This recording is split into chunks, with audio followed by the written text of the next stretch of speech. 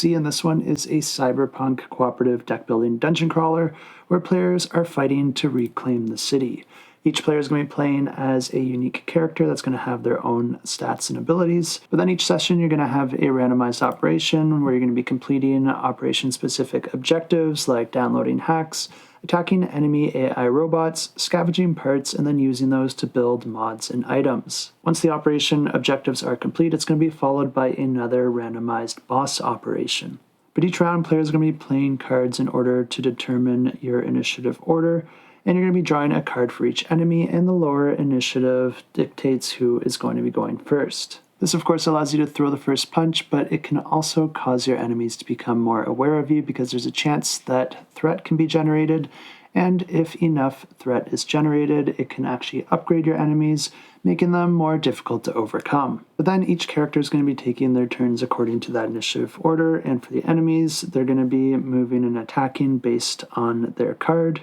But then for each player's turn, they're going to have a number of movement points that can be used at any point during their turn, but the first thing that they're going to do is gain one shift. This is a special resource that you'll be able to spend in order to manipulate your tiles on your board in order to activate cards. This is a primary mechanism in the game because one of your actions is to actually play a card to the top of your board, and each one of these cards is going to have a pattern of icons ranging from 1 to 3 icons, and in order for that card to activate, the tiles on your board need to match that same pattern. This is why it's nice to have that shift resource to get those tokens in the proper order that you need. But like I said, players are going to be able to move up to their movement points at any point throughout their turn, which means that you can split it up, and you can also use your skills that are not on cooldown for free,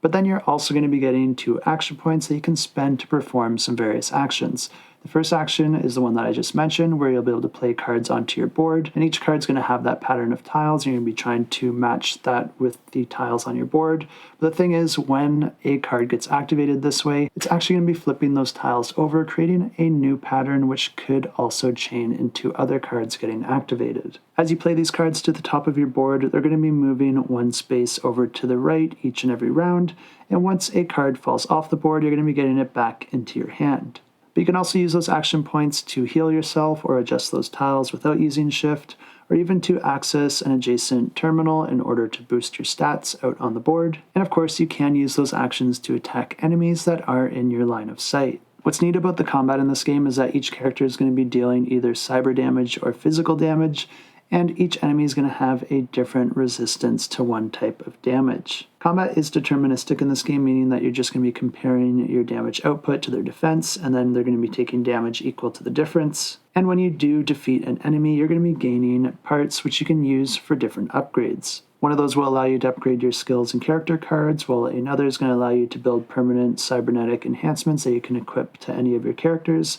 And then another is going to allow you to build powerful one-use items. And then the final type is a wild that you can just use for any one of those 3 that I just mentioned, but when you gain that one, it also gains you threat. Something else that's neat about your cards is that rather than playing them onto your board, you can just hang onto them, and each one of these cards is going to have a secondary action that you can use when it's not your turn in order to help the other players, either by defending them, adding additional damage to enemies, or manipulating enemy movement. Like I mentioned, this is a deck building game, and one of the ways that you're going to be building your deck is at the start of each round. Each player is going to be drawing 3 cards and choosing one to add into their deck, and then also all players are going to be drawing up to their hand limit. But the rounds continue like this until players complete their operations, and if this one does sound interesting to you, you can go ahead and check it out, and I will have it linked down below.